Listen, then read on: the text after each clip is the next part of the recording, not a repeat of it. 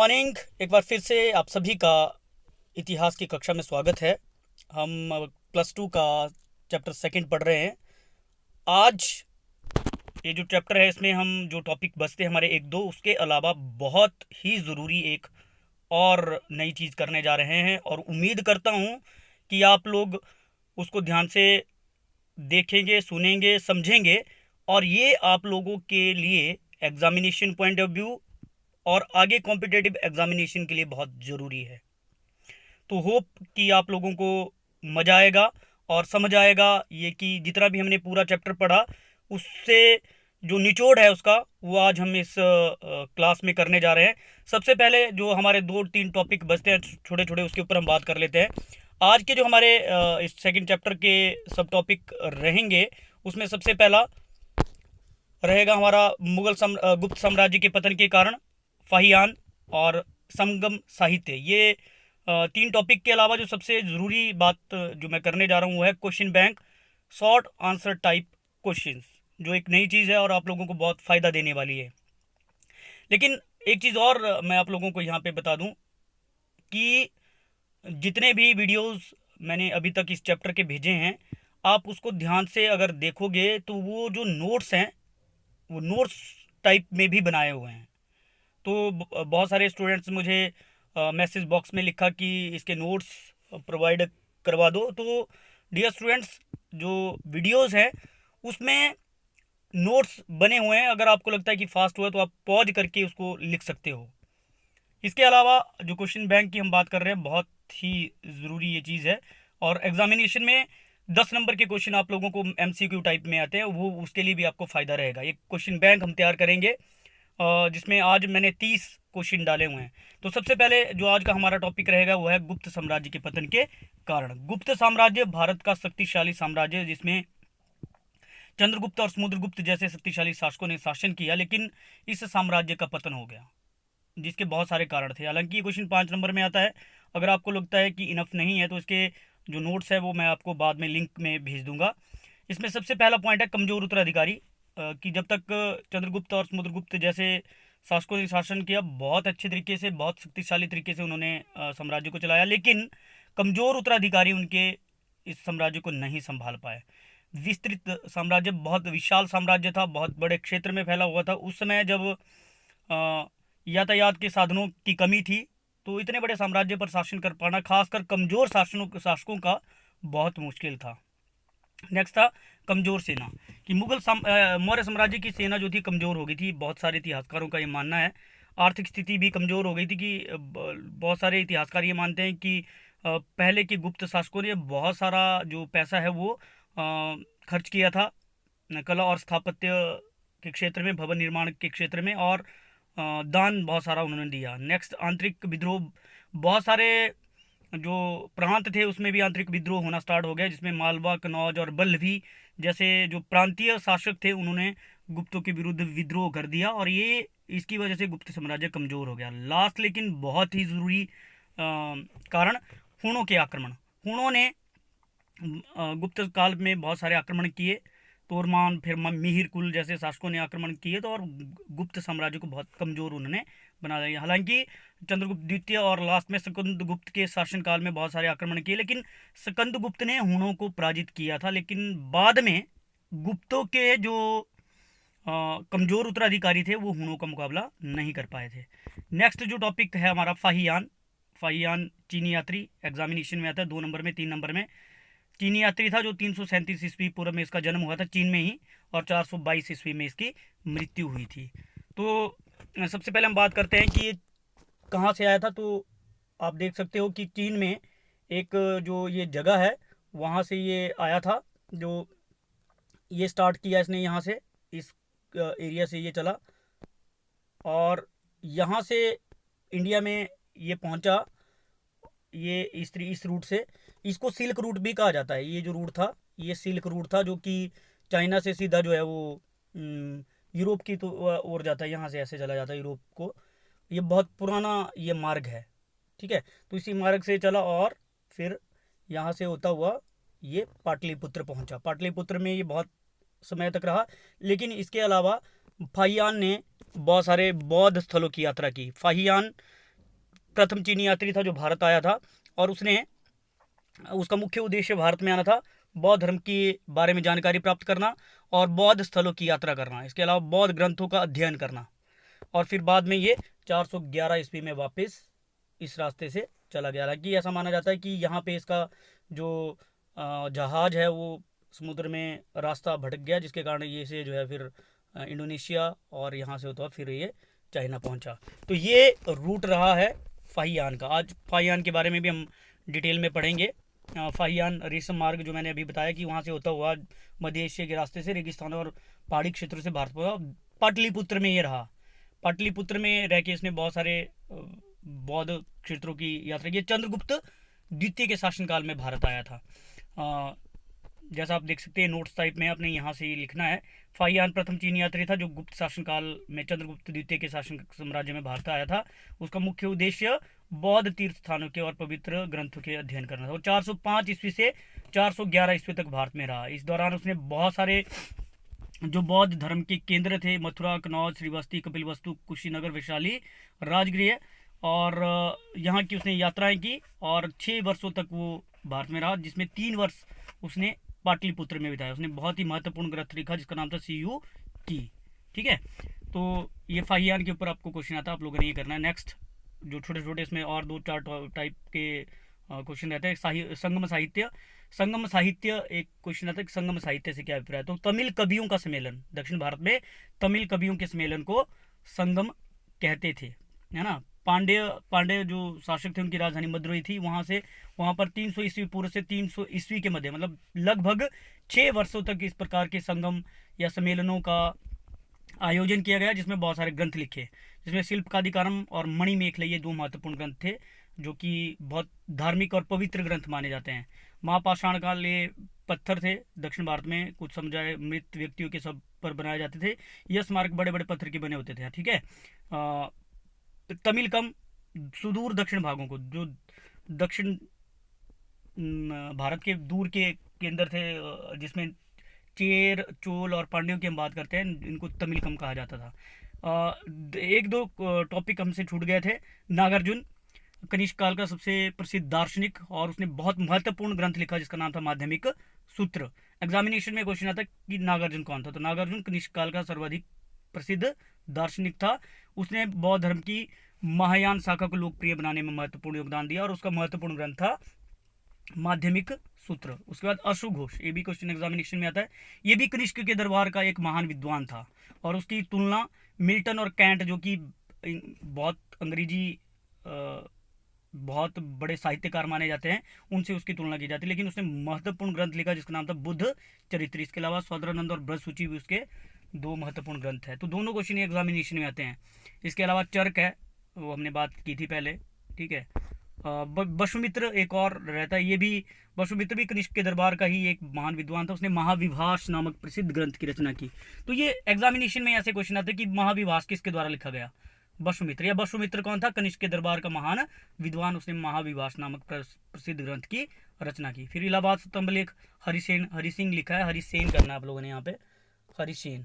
ठीक है, हरिसेन समुद्रगुप्त के दरबार का एक महान ये विद्वान रहा है, जिसने ये आपने कर लेना है इसको, हरिसेन। ठीक है, और इसने समुद्रगुप्त के ऊपर जो है उसके जीवन के ऊपर ये इलाहाबाद स्तंभ लेख लिखा, जिसे प्रयाग प्रशस्ति के नाम से भी जाना जाता है।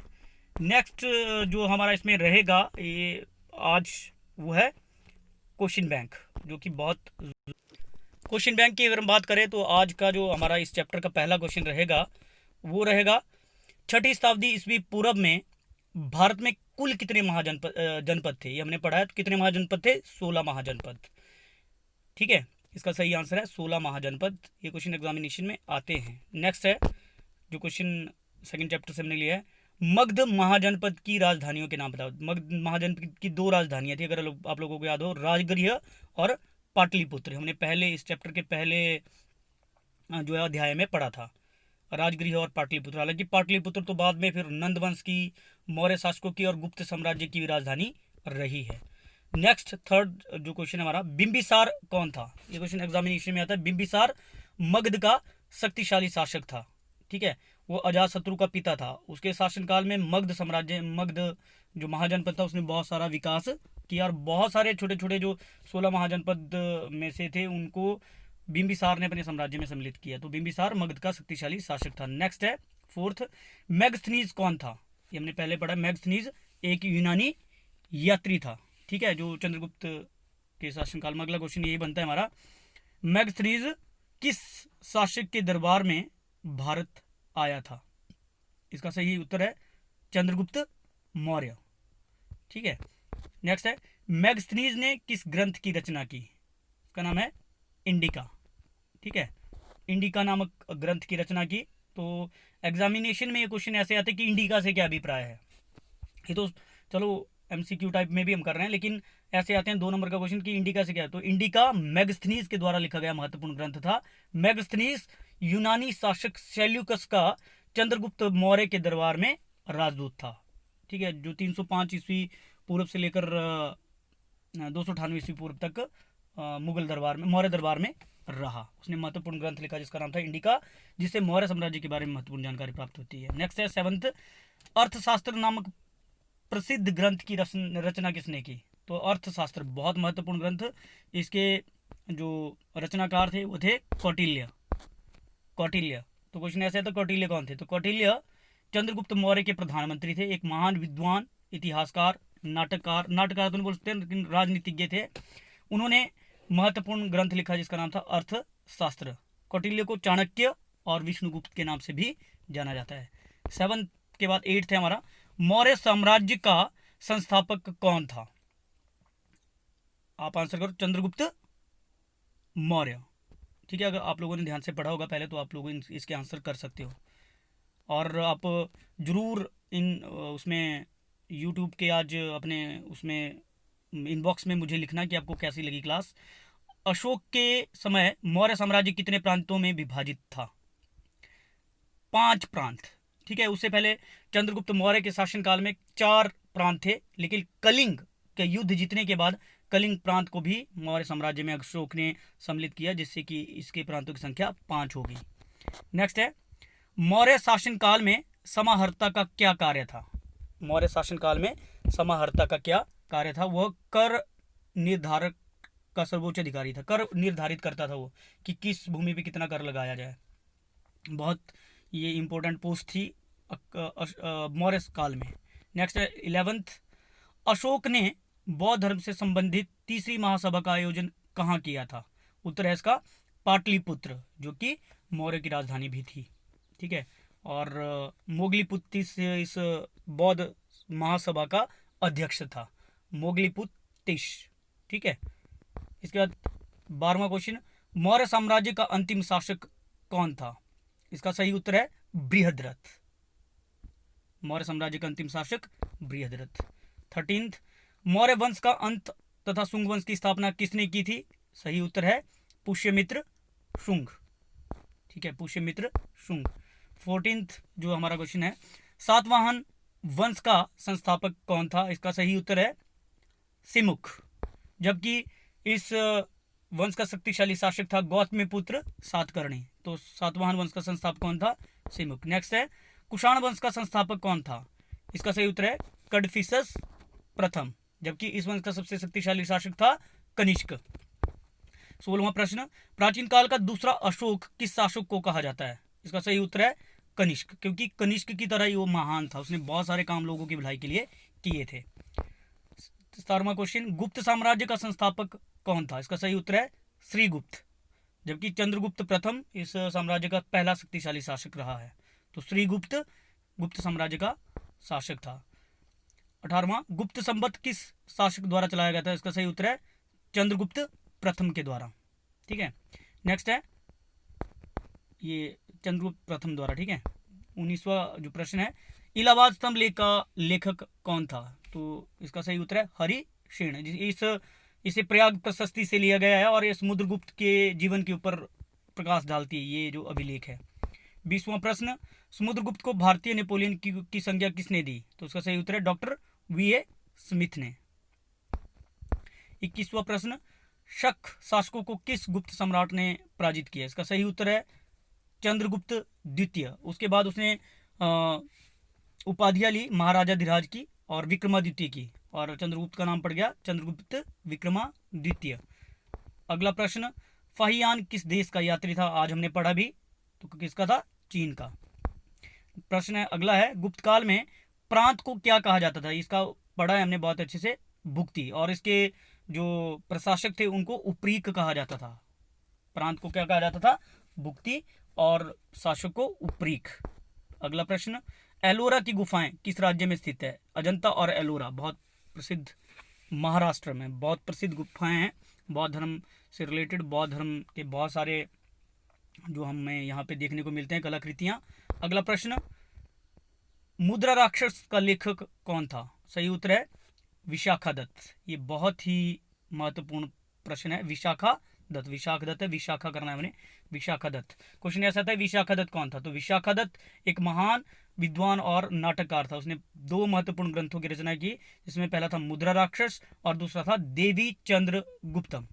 ठीक है, नेक्स्ट प्रश्न, चंद्रगुप्त मौर्य का गुरु कौन था? पता होना चाहिए सबको, कौटिल्य, जिसे चाणक्य या विष्णुगुप्त के नाम से भी जाना जाता है। अगला प्रश्न, अभिज्ञान शकुंतलम तथा मालविकाग्निमित्रम जैसे प्रसिद्ध नाटकों के रचयिता कौन थे? ये संस्कृत में लिखे हुए महत्वपूर्ण नाटक, जिसे कालिदास ने लिखा था। कालिदास चंद्रगुप्त द्वितीय के शासनकाल में एक महान विद्वान था। उसने बहुत सारे और भी ग्रंथ लिखे, जिसमें ऋतुसंहार, मालविकाग्निमित्रम, अभिज्ञान शकुंतलम, विक्रमवंशीय जैसे प्रसिद्ध ग्रंथ सम्मिलित हैं। नेक्स्ट जो प्रश्न है, अश्वघोष कौन था? अभी हमने पढ़ा आज ही, कनिष्क के दरबार का महान विद्वान। उसने सब एक महत्वपूर्ण ग्रंथ लिखा जिसका नाम था बुद्ध चरित। अगला प्रश्न था, गुप्त काल का सबसे महान शासक कौन था? तो सही उत्तर है समुद्रगुप्त। हालांकि इसके अलावा चंद्रगुप्त द्वितीय भी बहुत शक्तिशाली शासक, लेकिन समुद्रगुप्त उनके इस काल का सबसे महान शासक था। आज का अंतिम प्रश्न, बौद्ध धर्म की चौथी महासभा का आयोजन कहाँ किया गया था? सही उत्तर है कश्मीर। ये कुषाण काल में हुई थी, कनिष्क ने इसे करवाया था और वसुमित्र इसका अध्यक्ष रहा है। ठीक है, तो इस प्रकार से आज हमने ये एक 30 क्वेश्चन का एक क्वेश्चन बैंक बनाने की कोशिश की है। आप लोगों ने इसको ध्यान से करना है। अगर आप लोगों को पसंद आया होगा तो आपने ज़रूर लाइक करना है, सब्सक्राइब करना है, और इस इनबॉक्स में अपने जो है वो अपने व्यूज़ देने हैं कि आपको ये कैसा लगा। तो आज के लिए बस इतना ही। अगली वीडियो लेके बहुत जल्द आपके सामने उपस्थित होंगे। Thank you and have a